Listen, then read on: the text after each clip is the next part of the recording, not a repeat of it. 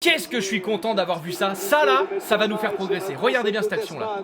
Hop, on a Tessman, crochet, super bien. Pause. À ce moment-là, Tessman il a 4 choix. Il me semble qu'il y a Mera qui est juste ici, on a Tolisso qui est là, et on a Fofana où c'est peut-être un peu plus dur de lui mettre, mais qui est aussi tout seul. Et le quatrième choix qui est le mauvais, c'est de prendre la décision de frapper. Et bah ça n'a pas raté, alors malheureusement sur cet exemple ça tombe sur Tessman. Et voilà. Et c'est ça l'attitude que j'aime. Regardez. Et bah ouais, ça là, quand t'es joueur de foot, ça te fait grandir sur le terrain. Quand tu fous la mort à tes coéquipiers, ça te fait grandir. Et je répète, il est vrai que malheureusement, ça tombe sur Tessman. À ce moment-là, pour info, c'est la 44e minute. Si tu marques, c'est pas 1-0, mais c'est 2-0. Et psychologiquement, tu rentres dans la tête de tes adversaires. Parce que là, quand t'es l'équipe adverse et que tu dois rentrer au vestiaire, croyez-moi que la causerie n'est plus la même. Tu perturbes un petit peu les plans du coach, d'autant plus quand ton coach, c'est Ludovic Magnin. Au niveau de la confiance, c'est toi qui prends l'ascendant sur ton adversaire. Mais là, la confiance, Tessman, il l'a eu de trop. Il fallait le faire redescendre. Bon, bah, Tolisso, il a pas pris de pincette, mais il l'a fait redescendre.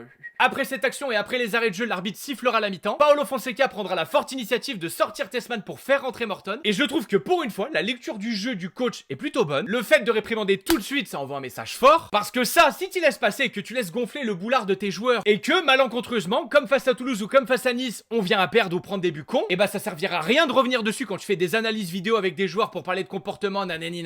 Moi je pense qu'il y a des leçons qui se mangent bien mieux quand tu les manges chaudes. Et c'est pour ça que je demandais aussi de l'exemplarité et de la discipline sur le cas Maitland-Niles qui se laissait pousser des ailes comme pas possible. Parce que cette équipe de copains, moi j'ai envie d'y croire à la beauté du groupe, la fraternité, les parties de loup-garou, etc. Mais ça c'est bien quand ça marche, encore une fois félicitations pour la cohésion. Mais quand ça marche pas, discipline. Et vu que c'est la première fois que je vois le coach fonctionner ainsi, je me dis, en tout cas j'espère, que la prochaine fois que ça traverserait l'idée à un joueur de notre équipe de faire passer de l'individualité stupide alors qu'il y a une putain de solution co, et bah peut-être qu'il réfléchira à 2 fois. Et par souci d'exemplarité, au cas où il y aurait un boulard qui serait en train de gonfler et qu'on n'a pas vu, et ben peut-être qu'en voyant ton pote se faire punir, que ça va te faire redescendre mais dans le bon sens. Et quand je vous ai dit que Tolisso face à Nice n'avait pas joué son rôle de capitaine, bah c'était ça que j'attendais. La récréation, les copains, les barbecues, les loups-garous, c'est en semaine, pendant les entraînements et encore. Mais pendant nos matchs, d'autant plus quand on n'a pas encore la maturité de savoir les tuer, il ne doit pas y avoir la moindre place pour de l'ego. Là, il a joué son rôle, et lui aussi. Et ce qu'il y a de malheureux, c'est que Miskin, Tessman était plutôt dans une bonne hype. Il a pas fait un match atroce pour autant, je pense que l'exemplarité aurait dû démarrer par les comportements de Ashley Maitland-Niles. Ashley, Aisling, j'ai jamais compris comment on disait. Malheureusement, ça n'a jamais eu lieu. Il fallait un premier, c'est tombé sur lui, et bah c'est très bien.